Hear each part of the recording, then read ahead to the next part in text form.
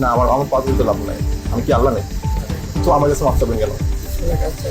জামাত শিবিরের ভাদ্র মাস চলছে, এমনটাই বলছেন নেটিজেনরা। এবার ঢাকা বিশ্ববিদ্যালয়ের ডক্টর মোহাম্মদ শহীদুল্লাহ হলে ছাত্র শিবির সমর্থিত এক হল সংসদ নেতার কক্ষকে ঘিরে ওঠে সমকামিতার অভিযোগ। সামাজিক যোগাযোগ মাধ্যমে চলছে তুমুল আলোচনা। ঢাকা বিশ্ববিদ্যালয়ের ডক্টর মোহাম্মদ শহীদুল্লাহ হল সংসদের সাধারণ সম্পাদক এজিএস ইব্রাহিম খলিলের কক্ষে দুই অতিথির বিরুদ্ধে সমকামী কর্মকাণ্ডে জড়ানোর অভিযোগ সামনে এসেছে। এই ঘটনাকে কেন্দ্র করে একটি ভিডিও সামাজিক যোগাযোগ মাধ্যমে ছড়িয়ে পড়ার পর ক্যাম্পাস জুড়ে ব্যাপক আলোচনা শুরু হয়। অভিযোগ অনুযায়ী গত 27 জুলাই ইব্রাহিম খলিলের কক্ষে তার দুই অতিথিকে অন্তরঙ্গ অবস্থায় দেখা যায়। পরে তাদের কাছ থেকে বক্তব্য ও স্বীকারোক্তি নেওয়া হয়েছে বলে দাবি করেন ইব্রাহিমের রুমমেট অনয় চৌধুরী। ক্ষমা চাবেন। জাস্ট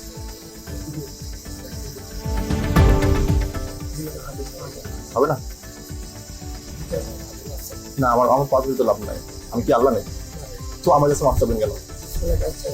আর আপনারা আমার বেডটা নষ্ট করছেন, এটা তো আমার থাকতে পারবো না এগুলো পরিষ্কার করা ছাড়া।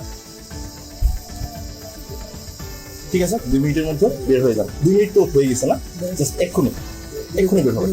ঠিক আছে, ভিডিও করবেন। তবে সংবেদনশীলতার কারণে সংশ্লিষ্ট ভিডিও ও ব্যক্তিদের পরিচয় প্রকাশ করা হয়নি। ঘটনার পর ইব্রাহিম খলিল ফেসবুকে এক বিবৃতিতে দাবি করেন ঘটনাটি তার কক্ষে ঘটলেও তিনি এই বিষয়ে আগে থেকে কিছুই জানতেন না এবং ঘটনার সময় তিনি কক্ষে উপস্থিত ছিলেন না। তিনি জানান অতিথিরা চিকিৎসার প্রয়োজনে এসেছিলেন এবং বিষয়টি জানার পর তিনি ঘটনার নিন্দা জানিয়েছেন ও তদন্তে সহযোগিতার কথাও বলছেন। পরে একটি কল রেকর্ড সামনে আসে যেখানে এক অতিথিকে বলতে শোনা যায় যে তারা শয়তানের ধোকায় ভুল পথে জড়িত হয়ে পড়ে যাচ্ছিলেন, তবে পুরো ঘটনা ঘটার আগেই ধরা পড়ে যান। ইব্রাহিম খলিল 2025 সালের ডাকসু ও হল সংসদ নির্বাচনে ছাত্র শিবিরের সমর্থনে শহীদুল্লাহ হলের এজিএস নির্বাচিত হন। ঢাকা বিশ্ববিদ্যালয়ের শাখা ইসলামী ছাত্র শিবিরের সভাপতি নিশ্চিত করেছেন যে ইব্রাহিম খলিল ছাত্র শিবিরের কর্মী।